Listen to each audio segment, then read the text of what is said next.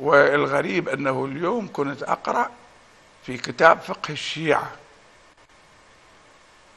للسيد الخوئي، سيد أبو القاسم الخوئي، فمر علي هذا الكلام العجيب. أنا سامع لكنه ما رأيته، لكن اليوم رأيته كما ذكره لي أحد المؤمنين من العلماء، فراجعت الكتاب صح. السيد أبو القاسم الخوئي يقول إن أبا بكر وعمر ليسا نواصب، يعني يقول أن أبا بكر كان يحب عليا ويحب فاطمة، وعمر كان يحب عليا ويحب فاطمة.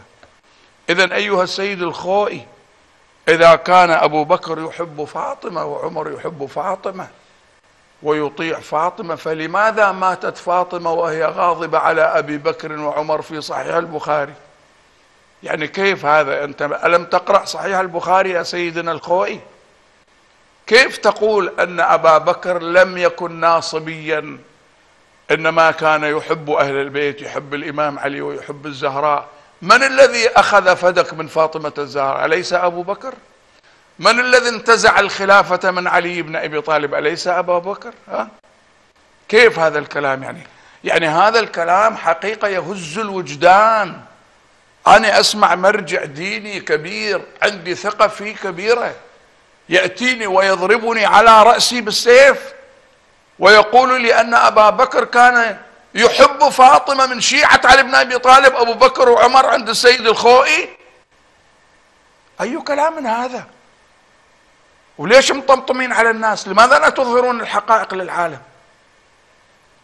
يعني أنا أمشي مع مرجع، هذا المرجع يقول أن أبا بكر كان من شيعة علي بن أبي طالب، أن أبا بكر كان من شيعة الزهراء، فمن الذي أغضب فاطمة؟ ومن الذي غصب فدك من فاطمة وانتزعها؟ ومن الذي كسر ضلع فاطمة؟ أيها السيد الخوئي، من الذي دخل بيت الزهراء وفتش حجرتها؟ من الذي أشعل النار في باب فاطمة؟ أليست فاطمة الزهراء أمك؟ أنت ابن رسول الله.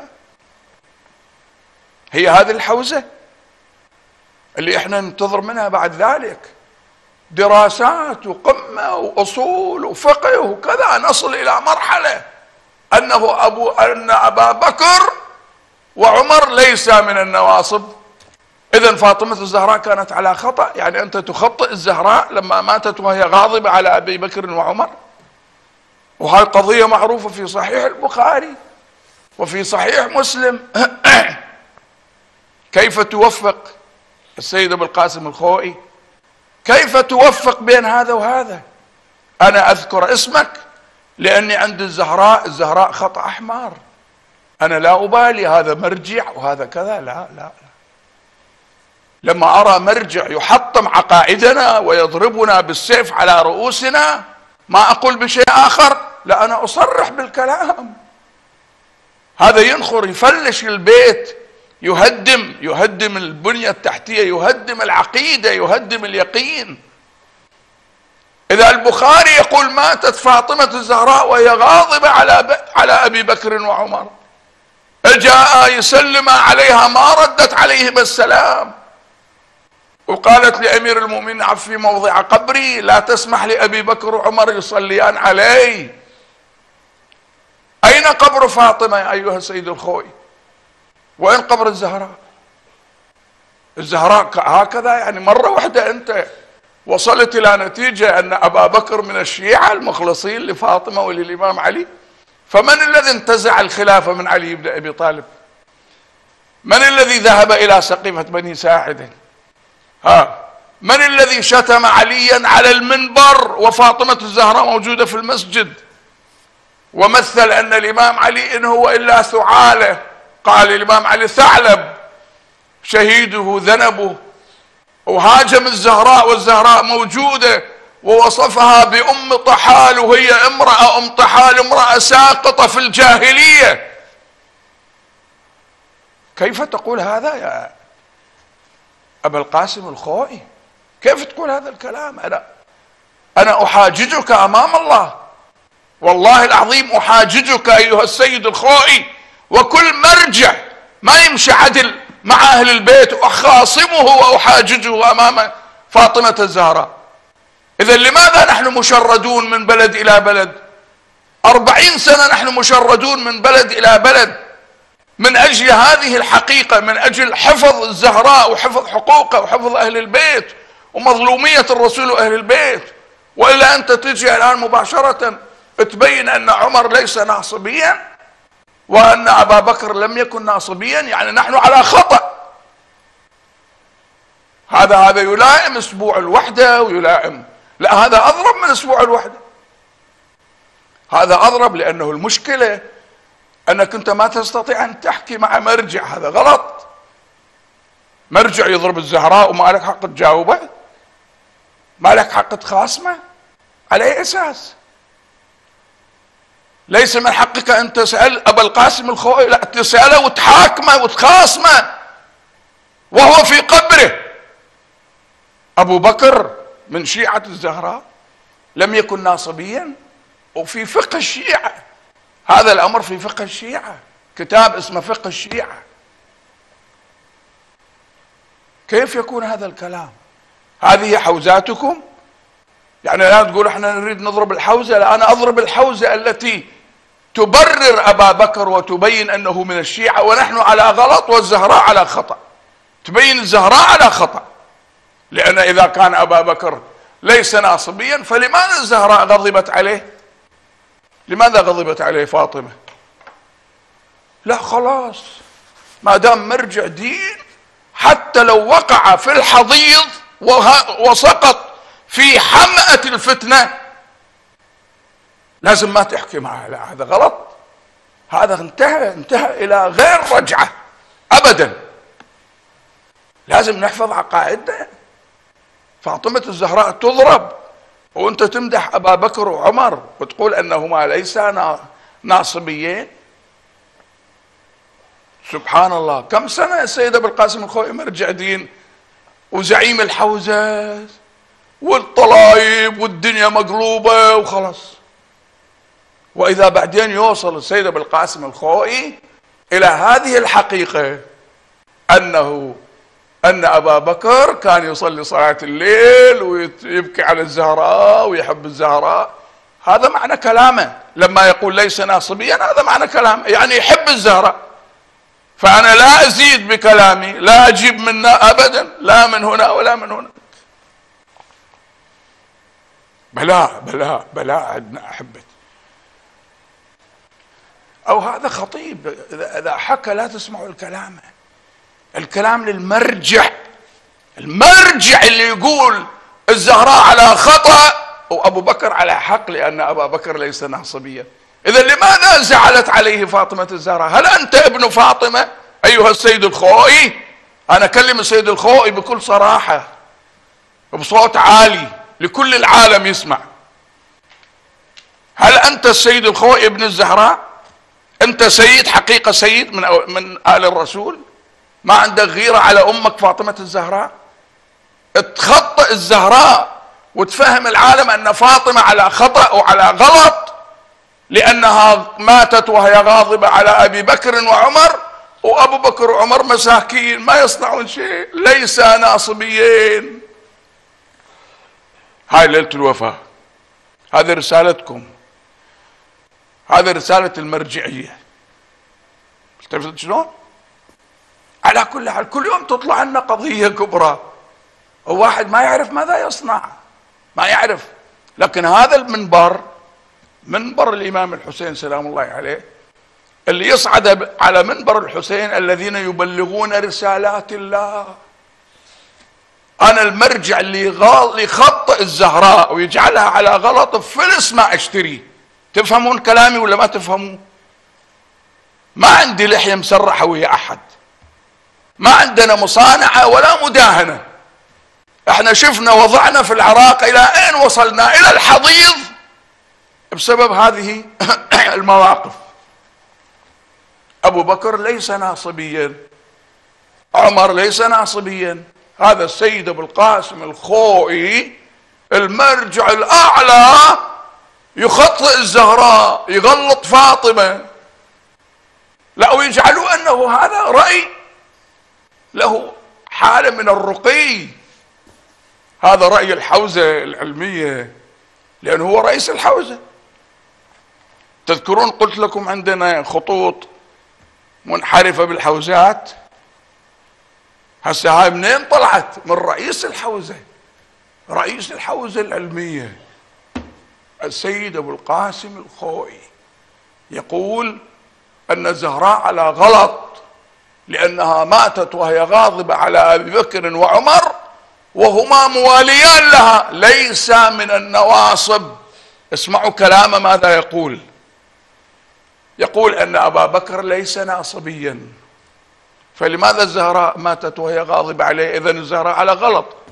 يعني أنت يا أبا القاسم الخوئي صوبت أبا بكر وجعلت الحق معه والباطل مع الزهراء هالشكل. والله العلي العظيم لا أسكت عنكم إلى آخر نبضة في حياتي. أنا ما عندي شيء غير أهل البيت. لما أشوف واحد يتطاول على أهل البيت ويتطاول على الزهراء ويفهم العالم أن الزهراء ماتت وهي غاضبة على أبي بكر وعمر، كانت على غلط وخطأ، وهي التي تقول أقول ما أقول حقا عودا وبدوا، ولا أقول ما أقول غلطا، ولا أفعل ما أفعل شططا. الزهراء تقول، وأبو القاسم الخوئي يقول لا، الزهراء كانت على خطأ، الحق مع أبي بكر وعمر لأنهما ليس من النواصب. كلمة ليس من النواصب كلمة كبيرة فيها شرح طويل، اقعد منها إلى بكرة ما يخلص الشرح مالها. إذن من الذي حرق باب الزهراء؟ سيد أبو القاسم الخوئي. من الذي قتل فاطمة؟ من الذي أسقط جنينها المحسن؟ هل تستقبلك الزهراء هناك؟ هل أجبت الملائكة على الإمامة؟ من إمامك؟ جاوبتهم إمامك علي بن أبي طالب، وأنت تقول أن أبا بكر وعمر ليس من النواصب. عندي كلام كثير مع أبو القاسم الخوئي وغيره، المراجع المنحرفين في العالم هؤلاء، اسمعوها مني وخذوها مني. الآن تريد تهاجمني وتنتصر أبو القاسم الخوئي، فأنت حطب جهنم. من الآن أقول لك، أنتوا الزعانف الذيلية اللي تريدون تأخذون هالكلام وتهاجموني، تفضلوا هاجموني، لأنكم حطب جهنم، تنصرون الباطل وتحاربون فاطمة الزهراء. أنا ما قلت هذا الكلام إلا انتصار لفاطمة، فأنت إذا هاجمتني ماذا؟ يعني تنتصر لأعداء فاطمة. فهنيئا لك، خلص فهنيئا لك. قد رمى المهدي ظبيا شك بالسهم فؤاده، وعلي بن سليمان رمى كلبا فصاده، فهنيئا لهما كل امرئ يأكل زاده. هنيئا لكم. بعد ما في مصانعة، لا، وحق الحسين وحق سيد الشهداء وحق رأس الحسين اللي رفع على الرمح. ما نسمح لأحد، لا مرجع ولا غيره، لو الطبلون والزمرون على هالمراجع إلى يوم القيامة. المرجع اللي ما يمشي على أهل البيت بفلس ما أشتري. المرجع يمشي على أهل البيت يدافع عنهم، والله أخلي على راسي أكون تحت تراب قدميه، أتشرف بتراب عالي المرجع اللي يدافع عن الزهراء وأهل البيت. أما أنتم الذيلية الآن تستعدون أنه تهاجمون هذا وتهاجمون هذا وتدافعون عن أبو القاسم الخوئي. روح دافع عنه،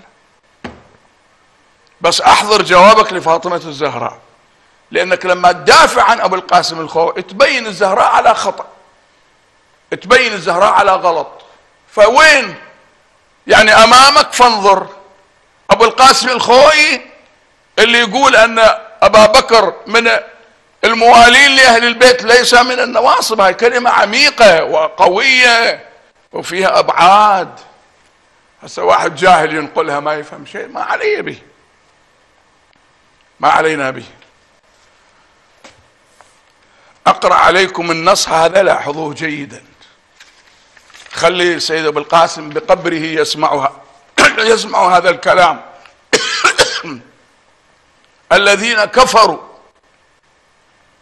وصدوا عن سبيل الله أضل أعمالهم. قرأها أمير المؤمنين في مسجد الرسول وأبو بكر على المنبر، فقرأها بصوت عال، فقال له ابن عباس: يا أبا الحسن لم قلت ما قلت؟ الإمام قال: قرأت شيئا من القرآن، قرأت شيئا من القرآن في أول سورة محمد. فقال له ابن عباس: لقد قلته لأمر. اسمع، هذا اللي يقول لك أبا بكر ما كان ناصبيا، اسمع أمير المؤمنين ماذا يقول. هذا المرجع مالك علي بن أبي طالب، اسمعه ماذا يقول. فقال له: لقد قلته لأمر. عبد الله بن عباس يقول للإمام علي: قال: نعم، إن الله تعالى يقول في كتابه: ما آتاكم الرسول فخذوه وما نهاكم عنه فانتهوا. أفتشهد على رسول الله صلى الله عليه وآله أنه استخلف أبا بكر؟ تشهد أن رسول الله أتانا بأبي بكر؟ قال: ما سمعت رسول الله صلى الله عليه وآله أوصى إلا إليك. قال: فهلا بايعتني؟ ليش ما بايعتني؟ قال: اجتمع الناس على أبي بكر فكنت منهم. ماذا قال أمير المؤمنين؟ قال: اجتمع الناس على أبي بكر عبد الله بن عباس فكنت منهم. فقال علي أمير المؤمنين سلام الله عليه: كما اجتمع أهل العجل على العجل.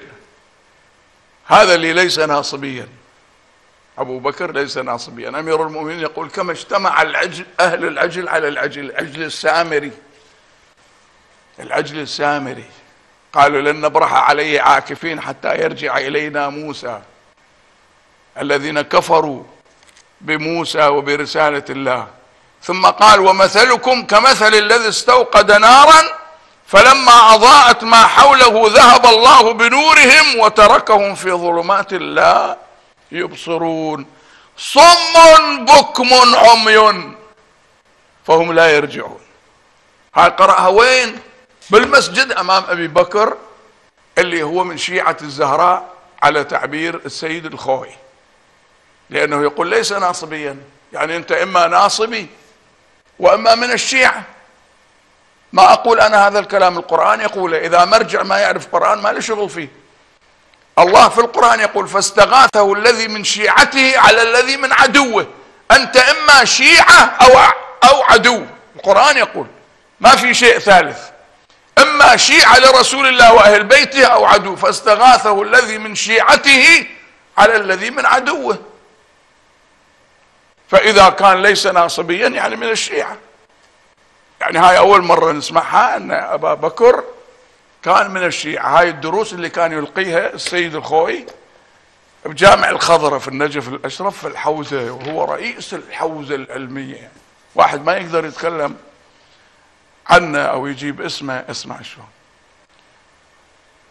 بسم الله الرحمن الرحيم: الذين كفروا وصدوا عن سبيل الله أضل أعمالهم والذين آمنوا وعملوا الصالحات وآمنوا بما نزل على محمد وهو الحق من ربهم كفر عنهم سيئاتهم وأصلح بالهم. ذلك بأن الذين كفروا اتبعوا الباطل. سقيفة بني ساعدة كانت على حق، أبو بكر كان على حق لما أخذ الخلافة من علي بن أبي طالب، كان أبو بكر على حق لما انتزع فدك من الزهراء، ما كان ناصبيا للزهراء.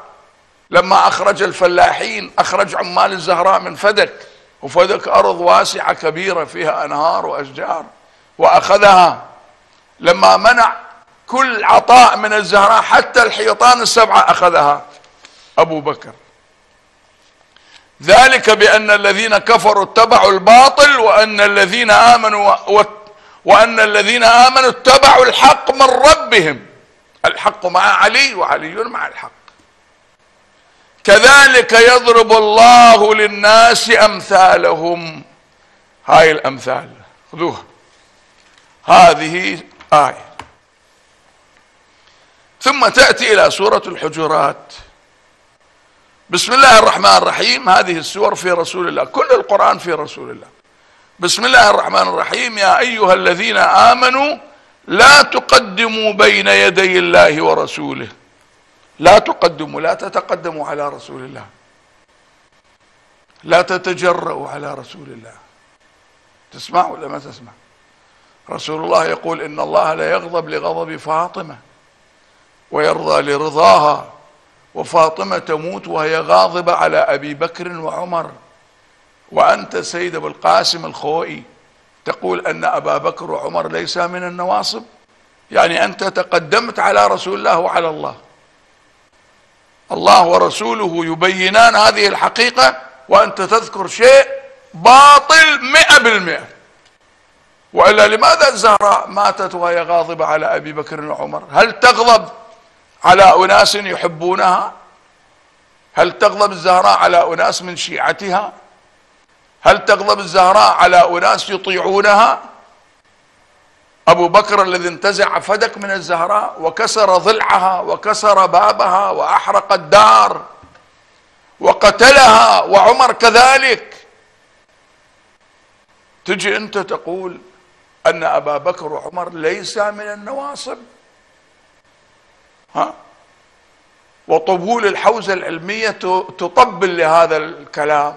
انظروا إلى هذه الحقيقة العليا، انظروا إلى هذا الرأي العظيم اللي لم يتوصل إليه العلماء من 1400 سنة، والآن السيد أبو القاسم الخوئي توصل إليه وأظهر أن الزهراء على غلط وعلى باطل وأبا بكر على حق. هذا كله معناه أن أبا بكر وعمر ليس من النواصب. كل هذه الأشياء وأكثر، أنا ما أقولها الآن، في أشياء أكثر وأكثر وأكثر. لما واحد ليس ناصبيا يعني مواليا، أنت إما ناصبي أو موالي، إما شيعي أو عدو، فتقول ليس نواصب، ليس من النواصب، يعني كان من الموالين لفاطمة الزهراء. إذن بطل حيلي عليها وروحي فداء لتراب نعالها وأقدام. لماذا ماتت وهي غاضبة على أبي بكر وعمر؟ ليش؟ يعني طلع الغلط عند الزهراء. طلعت الزهراء ما تعرف أن أبا بكر يحب يواليها ويحب أهلها ويطيعه. لما دخل في حجرتها يفتش الحجرة كان أبو بكر مواليا للزهراء. لما هاجمها في المسجد وهي تخطب كان أبو بكر مواليا للزهراء. لما وصف الزهراء بأم طحال المرأة الساقطة كان مواليا للزهراء. لما انتزع فدك من فاطمة الزهراء أبو بكر كان مواليا للزهراء. كل هذا يقوله أبو القاسم الخوئي. هسه أنت تريد تحكي علي تشتمني؟ بين نطفتك وبين أنك ابن حلال أو ابن حرام. ملتفت ولا ما ملتفت؟ أنا مع الزهراء، لو الكرة الأرضية كلها تهاجمني والله ما التفت. والله لو تظاهرت العرب على قتالي كما قال أمير المؤمنين ما وليت عنها. أنا ما دمت مع الزهراء يكفيني فخرا. فأنت تريد تكون ضد الزهراء وتبين الآن أنه هذا الشيخ الشكل يهاجم المرجعية العليا. بعد الزهراء ينسوها الناس، تخلي المرجعية فوق فاطمة الزهراء. المرجعية العليا هاي مرجعية أبو بكر وعمر وليست مرجعية عليا. لما واحد يمدح أبا بكر وعمر ويقول ليس من النواصب، أي مرجعية هذه؟ هاي مرجعية؟ هاي مرجعية أبي بكر وعمر بكل صراحة. لأن أبا بكر وعمر خطأ فاطمة الزهراء وبين أن فاطمة على غلط وأنت تقول هذا الكلام. بسم الله الرحمن الرحيم: يا أيها الذين آمنوا لا تقدموا بين يدي الله ورسوله واتقوا الله إن الله سميع عليم. يا أيها الذين آمنوا لا ترفعوا أصواتكم فوق صوت النبي ولا تجهروا له بالقول كجهر بعضكم لبعض أن تحبط أعمالكم وأنتم لا تشعرون. هذا الصوت ارتفع فوق صوت النبي. النبي يقول لها إن الله لا يغضب لغضبك، وماتت وهي غاضبة على أبي بكر، فإجا صوت فوق صوت رسول الله، فوق صوت النبي. قال إن أبا بكر وعمر ليسا من النواصب. فلا اقتحم العقبة وما أدراك ما العقبة. العقبة هي ولاية علي أمير المؤمنين صلوات الله وسلامه عليه. فلا اقتحم العقبة وما أدراك ما العقبة. إذا تمسكت بولايتي أنت اقتحمت العقبة. ما هي العقبة؟ فك رقبة. هذه الحرية، تحرر نفسك، تعتق نفسك من النار. كيف تقول كلمة الحق مهما كان الثمن، حتى لو قدمت رأسك من أجل كلمة الحق، حتى لو قدمت نفسك من أجل أنك تنتصر لفاطمة الزهراء المظلومة سلام الله عليها. فاطمة الزهراء مظلومة حتى في حوزاتنا العلمية، الزهراء مظلومة. يطلعون أعداء فاطمة من المؤمنين الموالين لأهل البيت هكذا.